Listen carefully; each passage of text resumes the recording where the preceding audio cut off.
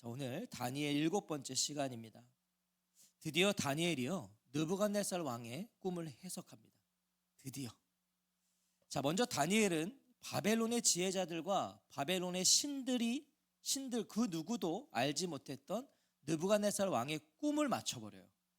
왕이 뭘 요구했어요? 내가 꾼 꿈이 뭔지를 맞춰보라 그랬잖아요. 근데 아무도, 바벨론의 지혜자 누구도 맞추지 못했고 바벨론의 신들조차도 그것을 알 수 없다라고 지혜자들이 말했단 말이죠. 자, 31절 같이 한번 읽겠습니다. 그 꿈을 다니엘이 이제 밝혀요. 31절 시작. 왕이여, 왕이 한 큰 신상을 보셨나이다. 그 신상이 왕의 앞에 섰는데 크고 광채가 매우 찬란하며 그 모양이 심히 두려우니. 느부갓네살 왕의 꿈에는요 크고 번쩍거리며 무시무시한 모습의 신상이 등장했었어요. 신상. 다니엘이 그걸 딱 맞추는 거예요.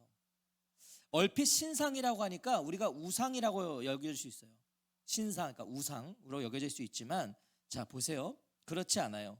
이 꿈을 누가 꾸게 하셨다고 그랬어요? 하나님이 꾸게 하셨잖아요. 하나님이. 29절 보세요. 왕이여, 왕이 침상에서 장래일을 생각하실 때에 은밀한 것을 나타내시는 이가 장래일을 왕에게 알게 하셨사오며, 은밀한 것을 나타내시는 이가 하나님이시잖아요. 하나님이 주신 꿈이라는 거예요. 하나님이 꿈에 우상을 등장시키실 리가 없잖아요. 하나님이 주신 꿈인데 우상을 하나님이 왜 보이시겠어요? 이 엄청난 위용을 자랑하는 신상은요 무엇을 상징하냐면 천하에 무서울 것이 없는 힘과 권세를 가진 느부갓네살 왕의 자기 인식을 상징한 거예요. 꿈에. 이 엄청난 신상은 곧 자신을 말하는 거였어요. 하나님이 느부갓네살의 자아상을 꿈을 통해 보게 하신 거죠. 그 신상. 자신이 그런 존재라고 여겼던 거예요. 느부갓네살 왕이. 자, 이어서 다니엘은 그 신상의 모습을 자세히 설명합니다. 자, 32절 33절도 같이 읽어보겠습니다. 시작. 그 우상의 머리는 순금이요 가슴과 두 팔은 은이요 배와 넓적다리는 노시요 그 종아리는 쇠요 그 발은 얼마는 쇠요 얼마는 진흙이었나이다. 신상은 분명 하나입니다. 지금 하나의 신상이 서 있었지만 각 부위에 그 금속들이 다 달랐다는 거예요. 금, 은, 놋, 쇠, 또 새와 진흙이 섞여 있고. 자, 그래서 보기에 더 범상치 않게 여겨졌던 거예요. 뭔가 이상하게 생기지 않았겠어요? 머리는 순금, 가슴과 두 팔은 은, 배와 넓적다리는 놋, 종아리는 쇠, 그리고 발은 일부는 쇠, 일부는 진흙으로 되어 있었어요. 자, 머리에서 밑으로 내려갈수록 어떻습니까? 금속의 질과 가치가 낮아지고 있어요. 금은 놋쇠, 낮아지고 있어요. 문제는 느부갓네살의 꿈에서 이 신상이 부서져 흔적도 없이 날아가 버렸다는 겁니다. 엄청난 위용을 자랑하는 신상이었는데 날아가 버렸어요. 다 무너져 버렸어요. 34, 35절도 읽어보겠습니다. 34절, 35절 시작. 또 왕이 보신즉 손대지 아니한 돌이 나와서 신상의 쇠와 진흙의 발을 쳐서 부서뜨리매 그때 쇠와 진흙과 놋과 은과 금이 다 부서져 여름 타작 마당에 겨같이 되어 바람에 불려간 곳이 없었고 우상을 친 돌은 태산을 이루어 온 세계에 가득하였나이다. 자, 꿈에서 신상을 보았을 때 느부갓네살은 흡족했을 겁니다. 꿈에서. 왜? 내가 늘 꿈꾸던 모습과 같은 신상이 딱 버티고 있으니까 아마 흡족했을 거라고요. 하지만 갑자기 날아온 돌에 이 신상이 부서져서 여름 타작마당에 겨같이 바람에 날려 흔적도 없이 사라져 버렸어요. 그냥 한순간에 신상이 날아가 버린 거예요. 그때 그는 잠에서 깨어 번민하여 잠을 이루지 못한 거예요. 그게 2장 1절의 증언이잖아요. 느부갓네살이 꿈을 꾸고 그로 말미암아 마음이 번민하여 잠을 이루지 못했다. 와, 내가 꿈꾸던 어떤 나의 자아상이 보여졌는데 다 한순간에 사라져버리니 번민하고 잠을 잘 수가 없는 거죠. 34절은 갑자기 날아와 이 신상을 부너뜨린 그 돌을 뭐라고 말하고 있어요? 손대지 아니한 돌이라고 합니다. 손대지 아니한 돌. 여러분, 손대지 아니한 돌이 뭐겠어요? 자, 이것은 사람이 떠내지 않은 이라는 거예요. 돌을 떠야 될 거 아니에요. 근데 사람이 뜬 돌이 아니다. 사람이 만들지 않은 돌이다. 사람이 던지지 않은 돌이다 라는 뜻이에요. 이게 손대지 않은 돌이에요. 사람이 뜨지도 만들지도 던지지도 않은 돌. 자, 그럼 이거 보통 돌이 아닌 거죠. 보통 돌이 아니에요. 이렇게 다니엘은 왕이 꾼 꿈을 정확히 맞춰요. 꿈의 내용을 지금 다 맞춰버리는 거예요. 느부갓네살은 이 순간 간담이 서늘해졌을 겁니다. 어떻게 내가 꾼 꿈, 내가 아무에게도 말하지 않았는데 내 꿈을 딱 맞춰버리니까. 다니엘은 이어서요, 거침없이 이제 그 꿈을 해석하기 시작해요. 꿈의 내용을 말했고 이제 그 꿈이 어떤 내용인가 의미를 해석하기 시작합니다. 36절 보세요. 그 꿈이 이러한즉 내가 이제 그 해석을 왕 앞에 아뢰리이다. 자, 다니엘은 먼저 신상의 의미를 해석합니다. 그 신상, 금, 은, 놋, 쇠로 되어 있는 그 신상이 무슨 의미인가? 자, 37절 38절 읽어보겠습니다. 시작. 왕이여, 왕은 여러 왕들 중에 왕이시라. 하늘의 하나님이 나라와 권세와 능력과 영광을 왕에게 주셨고 사람들과 들짐승과 공중의 새들 어느 곳에 있는 것을 막론하고 그것들을 왕의 손에 넘기사 다 다스리게 하셨으니 왕은 곧 그 금머리니이다. 다니엘은 느부갓네살 왕을 왕들 중에 왕이라고 그래요. 가장 으뜸가는 왕이라고 합니다. 칭송해요. 그리고 그와 바벨론의 권세와 능력과 영광을 인정하고 높여줘요. 왕이요, 왕은 왕들 중에 왕입니다. 바벨론의 그 힘과 권세와 능력은 최고입니다. 높여줬어요. 하지만요, 보세요. 그 근원을 분명히 합니다. 쉽게 말하면 당신 최고인데 그거 내가 인정하는데 그 이유는, 그 근원은 뭐예요? 하늘에 하나님이 주셨다. 하나님이 당신을 통해 다 다스리게 하셨다. 하나님이 사람과 들짐승과 공중의 새를 그들이 어디에 있든지 왕의 손에 넘겨주셨다. 그래서 이 모두를 다스리는 통치자로 세우셨다는 것을 분명히 합니다. 네 잘난 게 아니고 하나님이 하셨어. 그래서 신상 중에 왕은 뭐라 그래요? 곧 금머리니이다. 신상의 머리가 금이었는데 그래서 당신은 왕 중에 왕이니까 최고의 통치자니까 당신은 금이라는 거예요. 머리. 왕은 곧 그 금머리니이다. 당시 바벨론은요 가장 강력한 나라였어요. 천하에 뭐 두려울 게 없는 나라였어요. 그러니까 금머리임이 분명한 거죠. 최고니까. 자, 그런데 이어지는 해석들이 심상치가 않은 거예요. 왕은 금머리니다에서는 아마 느부갓네살 왕이 흡족했을 거예요. 그럼 내가 금이지, 내가 머리지. 그런데 이어지는 해석들을 보세요. 39절 40절 읽어보겠습니다. 시작. 왕을 뒤이어 왕보다 못한 다른 나라가 일어날 것이요 셋째로 또 놋 같은 나라가 일어나서 온 세계를 다스릴 것이며 넷째 나라가 강하기가 쇠 같으리니 쇠는 모든 물건을 부서뜨리고 이기는 것이라. 쇠가 모든 것을 부수는 것 같이 그 나라가 뭇 나라를 부서뜨리고 찢을 것이며. 자, 앞서 신상은 분명 하나였어요. 그런데 각 부분이 다른 금속이었어요. 금, 은, 놋, 쇠. 다니엘은 이 각 부분과 금속들이요 뭘 의미한다고 지금 말하고 있어요? 나라를 의미한대요. 나라를. 느부갓네살과 바벨론은 뭐였습니까? 금머리. 자, 이걸 말해줬어요. 그런데 뭐라고 했습니까? 왕을 뒤이어 왕보다 못한 다른 나라가 일어날 거다. 그 다음은 놋 같은 나라가 일어날 거다.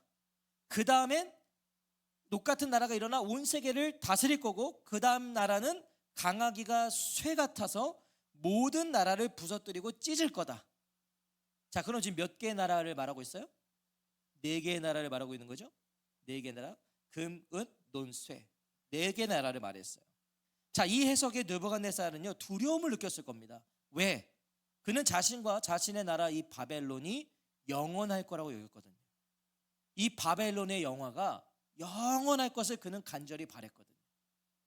하지만 다니엘은요 신상의 금머리만 바벨론과 느부갓네살 왕이라는 걸 밝혔을 뿐 나머지 나라들은 그게 어디인지를 말하지 않아요. 다니엘이 어디라고 말하지 않는다고요. 그래서 학자들마다 여러 의견이 있어요. 이 나라들이 도대체 어디냐. 그런데 대부분의 학자들은 그 의견을 같이 하고 있는 부분이 있어요. 자, 제가 이제 그걸 설명해 볼게요. 자, 먼저 39절에 왕을 뒤이어 일어날 왕보다 못한 다른 나라가 있다고 그랬어요. 곧 은으로 된 가슴과 두 팔, 이 나라가 일어설 건데 이 나라는 어디냐면 주전 539년에 이 바벨론을 정복한 고레스가 세운 메데바사 제국을 의미해요. 페르시아. 바벨론이 영원할 것 같았지만 페르시아에 의해서 없어져 버리잖아요. 그때를 말하는 거예요. 이게 은이에요. 그 나라가 페르시아가 일어설 것이다. 이어서 셋째 나라는 곧 노스로 된 배와 넓적다리는 주전 334년부터 330년 사이에 메데 바사 이 제국을 정복한 알렉산더 대왕이 세운 헬라 제국을 의미한다 그래요. 헬라. 메데 바사가 또 헬라에 없어져요. 그리스를 말하는 거죠. 그럼 마지막 네 번째 나라는 어디겠어요? 곧 새로 된 종아리와 발은 주전 63년에 헬라, 이 그리스를 정복한 로마 제국을 말한다고 많은 학자들은 의견을 함께하고 있어요. 그러니까 바벨론이 무너지고 메데 바사 제국이 세워지고, 메데 바사 제국이 무너지고 헬라 제국이 세워지고, 헬라 제국이 무너지고 로마 제국이 세워졌다. 이게 지금 해석이라는 거예요. 로마는 실제로 쇠처럼 다른 나라를 폭력으로 다스릴 것임이 예고되고 있는 거죠. 여러분, 이 금속들 보면 제일 센 것은 쇠예요. 쇠가 제일 세요. 그게 로마 제국이, 그래서 온 세상을 그냥 호령했던 게 로마 제국이잖아요. 자, 근데 이 해석들이요, 역사적으로 다 증명이 됩니다. 증명된 것들이에요. 실제로 바벨론은 메데바사에 의해 멸망을 됐고요, 역사적으로. 메데바사는 그리스에게 멸망이 됐고요, 그리스는 로마 제국에게 멸망이 됐어요. 역사적으로 이게 다 그대로 됐단 말이죠. 다니엘은 이 넷째 나라, 새로 된 종아리와 발을 좀 더 구체적으로 설명을 합니다. 이 로마 제국이 막강했으니까. 자, 41절부터 43절 읽어볼게요. 41절부터 43절 시작. 왕께서 그 발과 발가락이 얼마는 토기장이의 지늘기요 얼마는 쇠인 것을 보셨은즉 그 나라가 나뉘일 것이며, 왕께서 쇠와 진흙이 섞인 것을 보셨은즉 그 나라가 쇠 같은 든든함이 있을 것이나, 그 발가락이 얼마는 쇠요 얼마는 진흙인즉 그 나라가 얼마는 든든하고 얼마는 부서질 만한 것이며, 왕께서 쇠와 진흙이 섞인 것을 보셨은즉 그들이 다른 민족과 서로 섞일 것이나 그들이 피차에 합하지 아니함이 쇠와 진흙이 합하지 않음과 같으리이다. 자, 이거 계속 반복되고 있는 게 결국 뭐겠습니까? 다니엘의 해석대로라면 로마는 분명 막강한 나라예요. 그건 분명했어요. 로마는 정말, 로마 제국은 대단했어요. 하지만 여러 민족이 섞인 나라이기 때문에 하나 되지 못해서 결국은 무너지게 될 것이 암시된 거예요. 여러 민족이 있으니까 이게 하나가 못 된 거예요. 그게 바로 뭐예요? 이 발이 쇠와 진흙으로 돼 있다 그랬잖아요. 쇠와 진흙은 섞일 수가 없거든. 하나가 될 수 없어요. 실제로 로마 제국은 이제 없죠. 없어요. 성경의 예언대로 로마 제국은 지금 없어요. 그 천하를 호령했던 제국이 지금은 없다고요. 그것이 이미 느부갓네살 왕의 꿈에 예고가 된 거예요. 이게 도대체 이 당시에 다니엘과 느부갓네살, 이런 일들이 언제 일어날지 알지도 못하는데 이미 그때 예고가 됐단 말이죠. 44절을 보세요. 이 여러 왕들의 시대에 하늘의 하나님이 한 나라를 세우시리니 이것은 영원히 멸망하지도 아니할 것이요 그 국권이 다른 백성에게로 돌아가지도 아니할 것이요 도리어 이 모든 나라를 쳐서 멸망시키고 영원히 설 것이라. 다니엘은 바벨론을 시작으로 여러 나라들이 세워질 것이지만 넷째 나라 이후에는 하나님이 한 나라를 세우실 것이다 라고 합니다. 넷째 나라 로마예요. 로마 제국 이후에 하나님은 한 나라를 세우실 것이다. 바벨론 제국에 이어서 메데 바사 제국이 세워지고, 페르시아 제국 이후에 헬라 제국이 세워지고, 헬라 제국 이후에 로마 제국이 세워지지만, 로마 제국 이후 하늘의 하나님이 세우시는 다섯 번째 나라는 뭐라고 말씀해요? 영원히 망하지 않을 것이다. 다른 백성에게 넘어가지 않을 것이다. 그 나라가 도리어 다른 모든 나라를 쳐서 멸망시키고 영원히 설 것이다. 여러분, 그러면 이 말대로라면 여섯 번째 나라는 있어요, 없어요? 없어요. 넷째 나라 이후에 다섯째 나라는 하나님이 세우시는데 그 나라는 영원하대요. 그럼 여섯 번째 나라는 없는 거죠. 영원할 줄 알았고 영원하길 바랬던 제국 모두가 영원히 서지 못했다라는 걸 말해주고 있는 거예요. 천하를 호령하던 그 제국들 지금은 없다니까요. 다 멸망했어요. 다 사라졌어요. 그것을 상징하는 것이 바로 신상이 꿈에서 어떻게 됐어요? 무너졌잖아요. 근데 그 돌이 어디를 때렸어요? 발을 때렸다고요. 발을 때리니까 당연히 신상 전체가 무너질 수밖에 없어요. 그게 꿈이었단 말이에요. 그러면 중요한 것은요, 사실 중요한 것은 신상의 이 각 부위가 어떤 나라였는지는 사실 크게 상관없어요. 그래, 학자들마다 의견이 분분한 게 그 이유예요. 메데 바사, 그리스, 이거 사실 중요한 게 아니에요.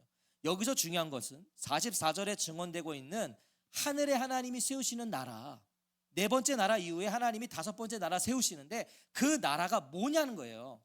그 나라는 어떻게 세워지느냐, 이게 중요하다는 거죠. 오늘 이 밤에 그거 중요한 거예요. 자, 집중하셔야 돼요. 그럼 하나님이 세운 나라는 어떤 나라냐, 그 나라는 어떻게 세워지냐. 자, 앞서 신상이 어떻게 무너졌다고 증언했어요. 34절 보시면, 또 왕이 보신즉 손대지 아니한 돌이 나와서 신상의 쇠와 진흙에 발을 쳐서 부서뜨렸다. 45절이 이 증언의 해석이에요. 34절의 해석이 45절이라고요. 45절 같이 읽어볼게요. 45절 시작.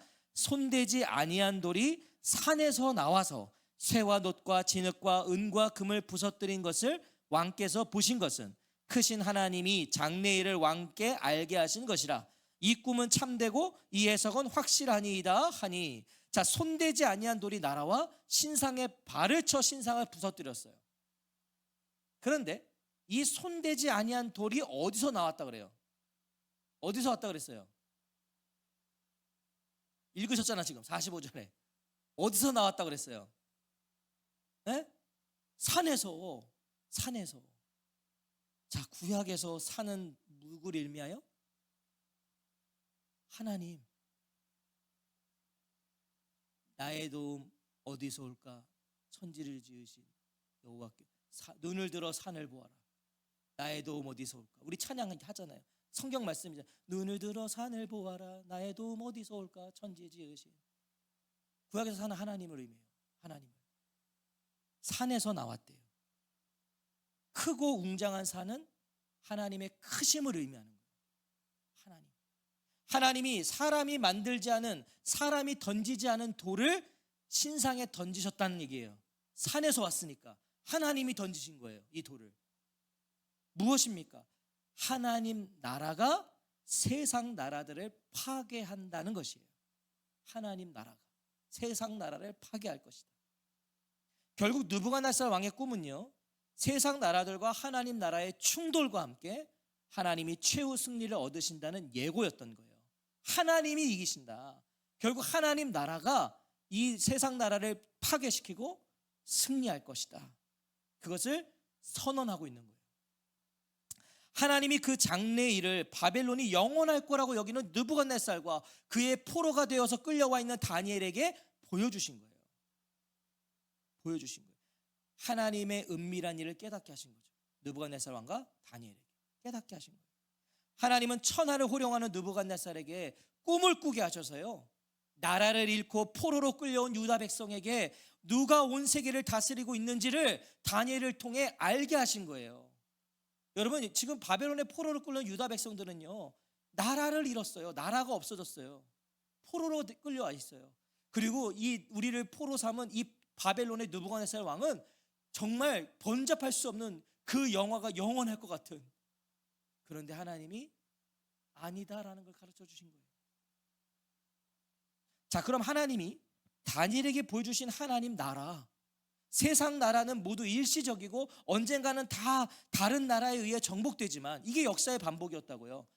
제 아무리 강국도 다 정복당해서 없어졌어요. 그렇지만 영원한 하나님 나라는 언제 어떻게 세워진다고 말하고 있는 거예요? 언제 어떻게 세워진대요? 그걸 말해주는 게 바로 손대지 아니한 돌이란 말이에요. 손대지 아니한 돌. 손대지 아니한 돌이 산에서 나왔다고 말씀해요. 아까도 말씀드렸듯이 하나님이 던지신 돌이에요. 하나님 던지신 돌. 시편 118편 22절은 이렇게 예언하고 있어요. 건축자가 버린 돌이 집 모퉁이의 머릿돌이 되었나니. 이 말씀 아시죠? 또 이사야서 28장 16절에 보면, 그러므로 주 여호와께서 이같이 이르시되 보라, 내가 한 돌을 시온에 두어 기초를 삼았노니 곧 시험한 돌이요 귀하고 견고한 기초돌이라. 그것을 믿는 이는 다급하게 되지 아니하리로다. 그리고 베드로전서 2장 4절부터 7절은 이 앞에 구약의 말씀들을 종합하여 어떻게 말하고 있는지 보세요. 자, 찾아보세요. 아마 이 말씀은 중요한 것 같아요. 베드로전서, 신약성경 베드로전서 2장 4절부터 7절입니다.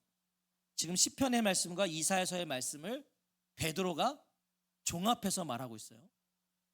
베드로전서 2장 4절부터 7절 같이 읽어볼게요.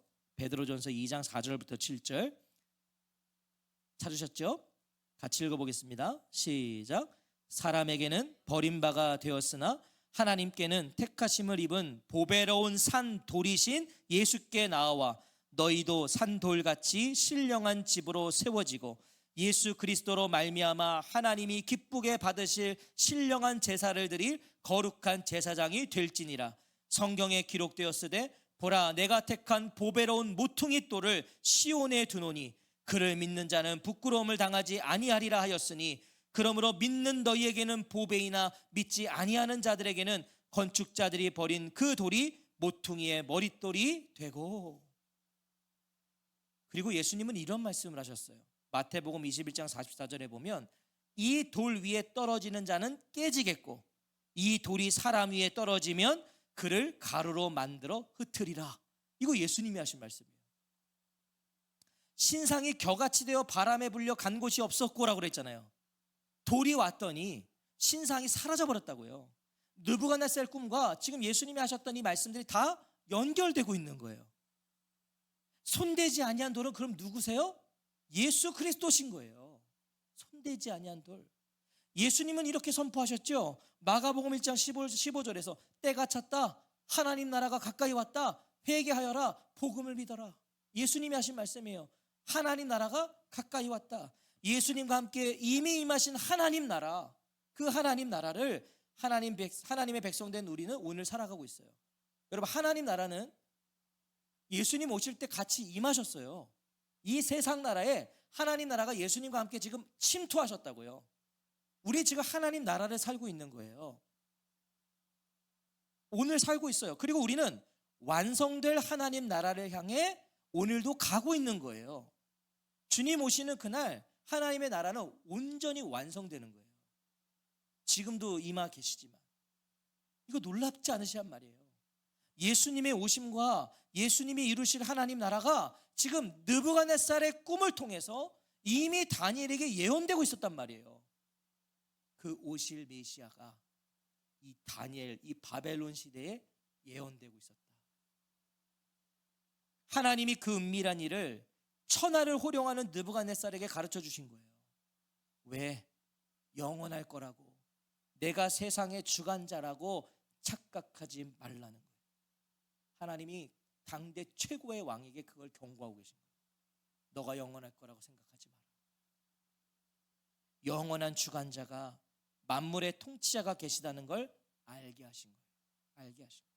그리고 다니엘과 유다 백성에게는 나라를 잃었지만 포로가 돼서 지금 억압 속에, 속박 속에 있지만 눈앞에 바벨론이, 느부갓네살이 영원할 것 같지만 너희는 내 백성이 되겠고 나는 너희의 하나님이 되리라를 느부갓네살의 꿈을 통해 가르쳐 주신 거예요. 내가 느부갓네살을 다스리고 있다. 내가 바벨론을 지켜보고 있다.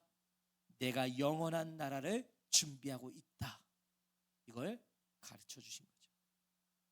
사랑하는 성도 여러분, 하나님은 하나님이세요. 하나님은 하나님이세요. 하나님은 역사의 주관자세요. 역사가 하나님의 손에 있어요. 여러분, 인류의 어떤 역사도 하나님의 손을 벗어난 게 하나도 없어요. 그게 얼마나 해괴망측한 일이고 얼마나 고통스럽고 폭력과 억압과 전쟁과 기근일지라도 하나님의 손을 벗어난 역사는 없단 말이에요. 하나님의 예고대로요, 바벨론은 무너졌어요. 영원할 것 같은 그 제국은 무너졌어요. 세상 나라들은 그렇게 다 무너지고 사라져 버렸어요. 그리고 약속하신 대로 하나님은 손대지 아니한 돌을 던지셨어요. 예수 그리스도로 영원한 하나님 나라를 여셨어요. 우리는 그래서 예수 그리스도로 하나님 나라로 들어가는 거잖아요. 여셨다고요. 오늘도 다스리시고 통치하고 계세요. 하나님 나라는 다른 게 아니에요. 하나님의 다스림과 통치하심을 말하고 있는 거예요. 지금 하나님 나라가 임했어요. 우리는 하나님의 다스림을 받아요. 하나님의 통치하심을 받아요. 성도는 세상에 살지만 세상 속에 임하신 하나님 나라를 사는 사람들이에요. 여러분, 그게 성도예요. 그 무엇이 막을 수도 흩을 수도 날릴 수도 없는 영원한 나라를 우리는 지금부터 살아가는 자들이에요. 그러니까 천국에 죽어서 간다 생각하는 건 잘못된 사람인 거예요. 우리는 지금부터 하나님 나라를 살고 있는 거예요. 그래서 영원한 나라로 우리의 죽음은 그 영원한 나라로 온전히 입성하는 거예요. 그게 우리의 믿음이에요. 그래서 하나님의 백성이라고 불리시는 거예요. 그냥 교회 다닌다고 하나님 백성이 아니에요. 하나님 나라를 사는 사람들이기 때문에, 하나님의 다스림과 하나님의 통치를 받는 사람들이기 때문에 하나님의 백성이라 불리시는 거라고요. 이 꿈은 참되고 이 해석은 확실하니이다. 우리가 부름받은 하나님 나라가 우리 안에서 더 분명해지기 원해요. 분명해졌으면 좋겠어요. 정말 하나님의 다스림과 통치하심을 받는 우리의 삶의 모습이 더 확실해졌으면 좋겠어요. 누가 봐도 와, 저 사람 하나님의 다스림 받고 있다, 저 사람 하나님의 통치를 받고 있다, 분명해지기 원해요. 날마다 우리 삶 속에 날아오는 이 손대지 아니한 돌이 있다는 걸 우리가 분명히 깨달아서, 여러분, 매일매일 하나님 우리에게 손대지 아니한 돌을 던지실 겁니다. 예수 그리스도를 던지시는 거예요. 그걸 알아서 방향과 목적을 잃지 않고 앞서가신 그 주님을 따라가는 저와 성도님들이 되시기를 주의 이름으로 축원합니다. 아멘. 오늘 이 믿음 있으시기를 축원합니다. 하나님의 나라만 영원합니다. 그 하나님 지금도 시퍼렇게 눈을 뜨시고 우리를 보고 계십니다. 다스리시고 통치하고 계세요. 분명해지시면 좋겠어요. 나 누구의 다스림 받고 있나?